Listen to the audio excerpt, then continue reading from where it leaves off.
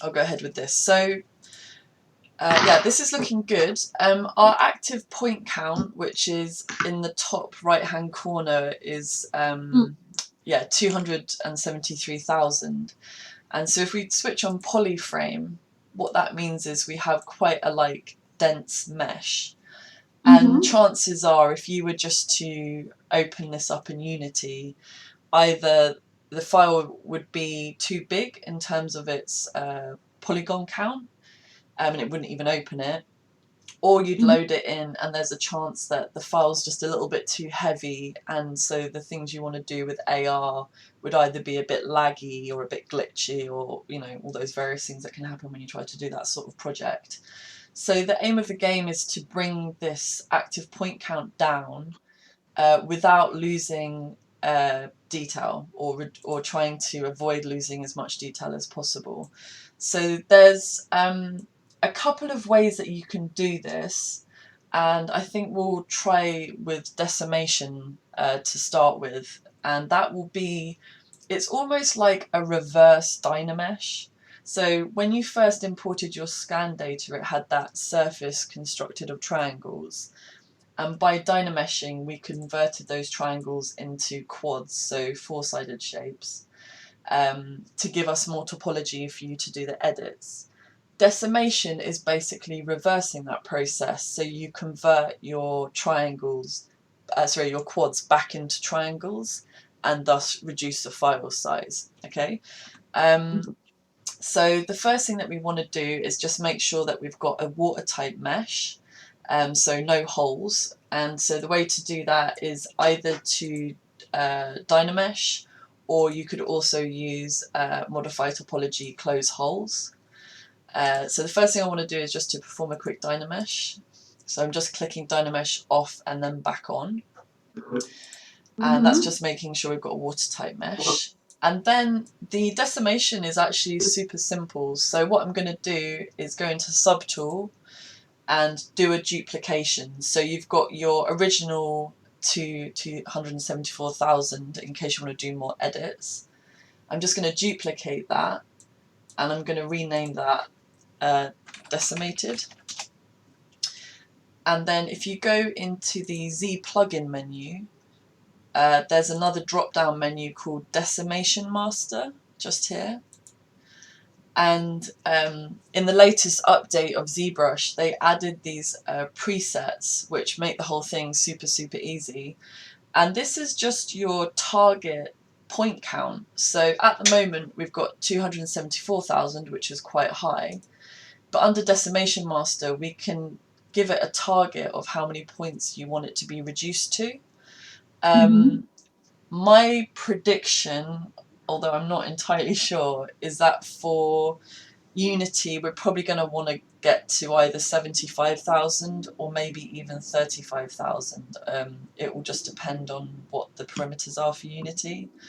I think for today let's go for 75,000, but if you then started working in Unity and you found that the file was too large, you could repeat this exact same process, but instead just select 35,000. The main difference between these different presets is that the lower the number, the greater the reduction in surface quality will be. Yeah, so if you reduced this down to 20,000, it would be quite noticeable on your surface, because you'd be turning 274,000 quads into 20,000 triangles, and that will have quite a big impact on the surface. Sometimes people talk about low poly design. I don't know if you're familiar with that, but that's when you have designs that are really, really faceted. So they're kind of almost like having hardly any pixels in a JPEG image. So that low poly aesthetic is when you massively reduce your surface, okay? But we don't want to lose detail for your project. We just want to make our files manageable within Unity. So pretty much you just go to Z plugin, decimation, pick your target. So I'm going to click 75,000. You press that once and you'll see on the top here it will begin to process. Once it's run it, if we check the polyframe mode, you can see now that it's converted that Dynamesh surface into a decimation surface or triangulated decimation surface. We do want to check that we haven't lost too much surface quality. So if we go back to the the quad surface, and then we flick back to the triangle, we can see there is a little bit of change, but it's not pretty decent. Yeah. It's not too bad. And I think it's actually amazing. Yeah. Oh, well, I'm glad you're happy with the results. Yeah, and I think especially with the fact you're going to be viewing this on like a, probably a tablet or a phone in an AR app, to the viewer, that's really not going to be noticeable. That's not going to be, yeah. So, I mean, and you could even try pulling it down further. So again, if you thought, okay, actually 75, I'm not losing too much detail. If you wanted to reduce it further, you could just go into Z plugin again and drop down to 35. So again, it's a little bit more noticeable, but not horrendously. I mean, it is noticeable, but it's not massive. But for the platform I'm using I think that would still be very manageable. Okay, cool. All right, well that's good. So yeah, it seems like you're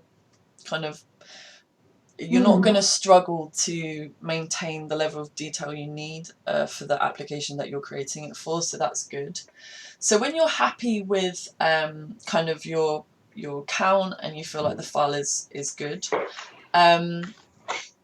Actually, one thing to think about is scaling. So I don't know what the best mood for that is. Do you know in Unity, when you're going to kind of position where it goes in the tree, will you be able to kind of scale the model and rotate it and all that kind of stuff in Unity? Yeah, you have the full control of that. Okay, cool. Because I was just going to say that in Zbrush, with scan data, it does retain the dimensions, but there's a couple of extra steps that we have to go through in order to retain that when we export. But if you're able to do the scaling in Unity, then we don't have to bother with those steps now. But actually, maybe I'll just show you both ways, just in case you do decide that you want to scale it in Zbrush. So I'll show you the super quick way to export first, and then I'll show you the export method with scaling after that. Okay. So when it comes to exporting, you're going to go again to Z plugin, and you're going to go to the 3D Print Hub drop-down menu. And if you come down here, you'll see there's a few different exporting options. And if you extend this menu, it gives you even more things that you can select.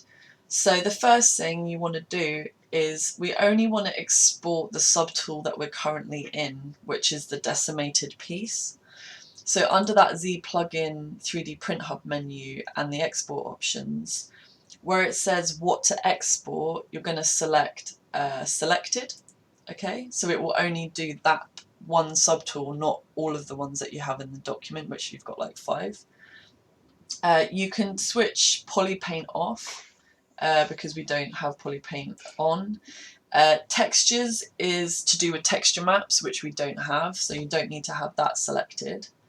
And then all you have to decide is what format you want. And I'm guessing for Unity, you're pretty much just going to go with OBJ. Yeah. Yep, so you just select export to OBJ. That will bring up, I don't think you can see it because I'm doing screen share, but that will just bring up your standard save menu, and you can just save that as your OBJ. Yeah? If I was talking to a friend that uses ZBrush and Unity in unison quite often, and he was talking about exporting as Fbx format. Is that a format you're familiar with? No. Fbx is more to do with if you have like cameras and lighting and all that kind of stuff set up, which obviously you don't really do those types of thing in ZBrush. But for like animation and rigging, quite often your pipeline would be like Maya, then ZBrush, and then Unity. And in Maya, you would be setting possibly like lighting and camera angles and all this kind of stuff. In which case you would use the Z plugin Fbx exporter. But rather than confusing you with that, since you're not actually using that pipeline, I won't bother explaining it. But if you were wanting to export FBX, there is actually another plugin menu for that. But let's ignore that for now because it's not relevant for this. So that's how you export like a basic OBJ. If, for example, you wanted to retain the scaling from the original scan data, what you would do is go to Z plugin, 3D Print Hub, and update size ratios. And if you click that button, you select whichever one is closest to your original scan size. So when you scanned this object, I'm guessing it was probably more likely this size, so 84mm, as opposed to this. So you just select that one, and then when you come to export, it will have those original dimensions kind of built into the file. And then you just go export to OBJ, and it would export it with these like real world dimensions. When you're working digitally, that's not so important. But for 3D printing, for example, if you wanted to then slot this like back into the tree, having your scaling accurate would obviously be quite important. Yeah. So other than that, that's pretty much it for reducing and exporting. Do you have any other questions that I could help you with at the moment? No, those two were the only questions I had, was exporting and sizing. Okay, cool.